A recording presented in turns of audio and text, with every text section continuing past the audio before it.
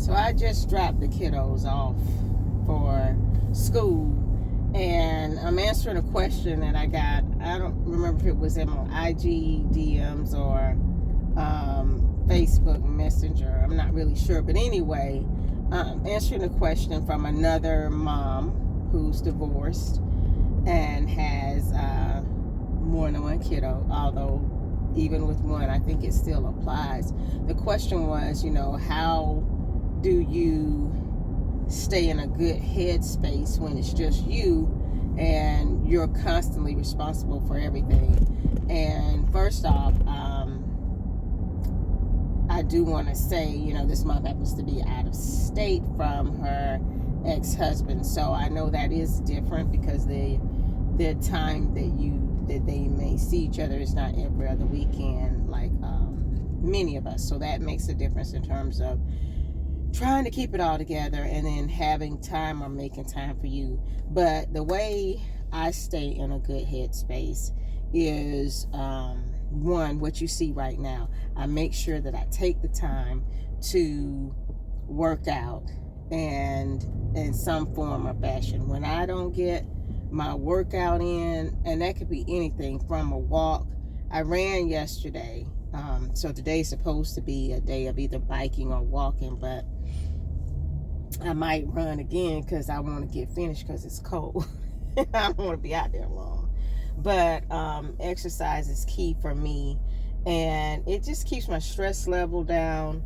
It releases endorphins, which gives me that natural happy high that I enjoy, and it also keeps me fit in case I have to, be ready to box these boys. No, I'm just playing. I ain't really gonna box them, but I will wrestle them. And so that's the one thing. That's one. Two is I stay in a good headspace because I make sure I take the time out first thing in the morning every day.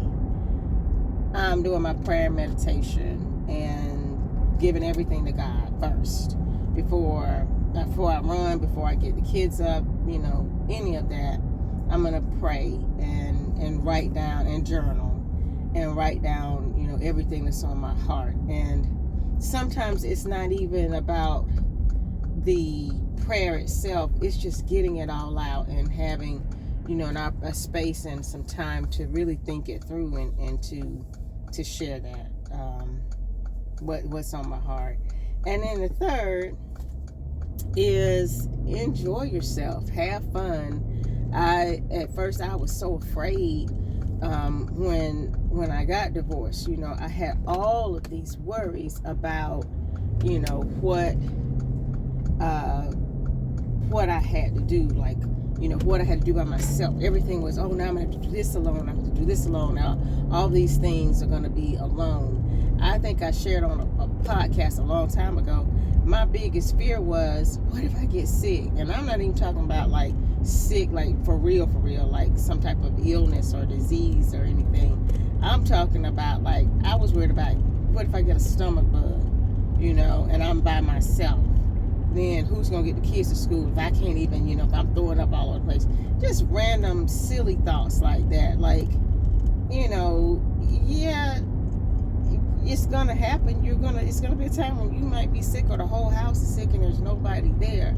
But I started looking at the things that we do enjoy. Like, there are moments that I've had with my kids that I couldn't create it. It was just us hanging out. It's nothing that I could have planned. I couldn't go off on some fancy vacation and have had these moments. It's just, hey, when it's just us and the power goes out and we all looking at each other like, really would be cool to have somebody who's an adult over 5'3", and we all laugh. Those kinds of things where you make the most of your time together. We have some of the funniest stories and moments, just us being together. So it's not so much about being alone in this, because you're together as a family, so you're not alone. So I know it's in the beginning when you first get divorced, it's hard, and that's because you got to figure out a new way of operating. You got to figure out a new way of doing things and getting your business handled and taking care of all and working, because I work from home, thank God, but I work from home, and it's not my own business. I actually work for a corporation. So I have obligations and things and time frames. So you think about, oh, well, what about meetings, and then what are you missing? All of that is overwhelming at first. But you get to a point where you accept what you can handle, and you make sure that you do everything that you need to do for your children. Whatever they need to be done, you figure it out. It comes to you. You rely on support system if you have one. But this is for I'm really talking to moms who might not have a support system, or who may not have family next door, or some cousins literally like a few minutes away. And I have that. I have a support system, but no one lives in my town, in my community with me. Everybody would have to make at least a 30-minute drive to get to me, at a minimum of 30 minutes, and that's if they're not at their own jobs or doing things and out of town. So it comes to you. Give it time, and sit down and figure out, how can we make this work? For me, it was juggling some things around. I sacrifice. I know that in order to get my kids out the door and to school on time, that means I have to be up at 5 for prayer time. That thing that I told you I need, I named it number 2, but I should have labeled it number 1. For that prayer time and that meditation time, 5:15ish. I got to be in that seat. I got to be in that chair with my time with God. And then that's just something that, because at 6 o'clock the kids are up, so I know that I have to sacrifice to get up earlier. And eventually it became a habit. I can't even sleep past, yes I can. If I get real tired, I can sleep past 5:30, but it's very hard now. And so you just make adjustments along the way for little things that need to happen, or little things that you have to do to take care of your kiddos. And people always say find time for you and self-care. That's really easy to say.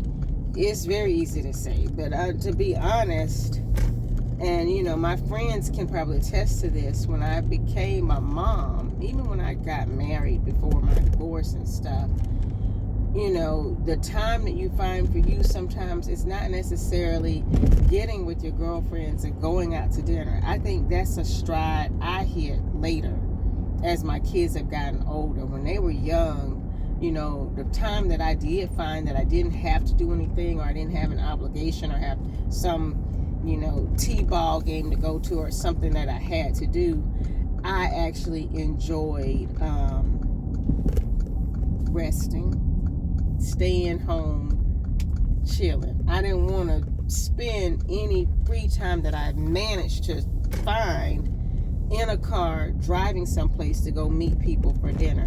I would have loved, and this is a suggestion for those who, if you have friends who are new moms, or even recently divorced or whatever, I would have loved for my girls to have just come up to the house with some food and just some movies. I don't drink wine, but some ginger ale and some grenadine for some Shirley Temples, and literally just had come on, and just had at that time to let the yellow cheese go. They be driving through this neighborhood like, come on, get on this bus. But anyway, just time to just still be at home and not have to get dressed up, or not have to go find an outfit that fits or anything like that, and just had that time with my girls, but not have to actually go to the action and merriment. Because then, by the time I got back home, life for me was right back to diapers and or pull-ups and spills and messes, and and things like that. And it was harder getting your stuff together to actually go someplace and hang out. So that's something that, if you have friends who are, moms or newly divorced or widowed and may not have that support system, sometimes the self-care and the self-love is just being able to be at home and have the self-care support system come to you and give you a break or a moment. That's one thing I would have liked. But that is, I hope I answered your question. It's not easy. I'm not going to pretend like it was easy. It took a lot of adjustment, and then because you're also dealing with the emotions that your kids are going through, you're dealing with your own emotions. You have that guilt where you feel like you failed them because you weren't able to, make the marriage last or whatever. And so you have that going on, and then they're telling you it's your fault and all this stuff, and it does. It's not for the faint of heart. And it is not easy. I would not. That's why when people ask me, I'm like, do everything in your power to try to keep your family unit as stable as possible. But that is how I stay in a good headspace. Just those things and therapy. But I've always been a proponent of that, so I don't even think that's a part of these are the three things. I think therapy is necessary whether you're divorced or whether you're recently married, newly engaged. I think family therapy and couples counseling is just something that you add along with whatever your value system and constitution is for yourself. Prayer life and counseling work. That's it. Thank you for submitting the question. If anybody else has anything that they want to ask, because sometimes it's like, I don't know. My answer might be, shoot, I don't know. I'm still trying to figure it out. But thank you for submitting that question. I'm happy to answer others. So y'all keep them coming. I'm just a divorced mom out in these streets, raising 2 boys, and trying to keep my sanity while I do it. And if I can help anybody in any way, one little thing, then my work is done. Have a great day.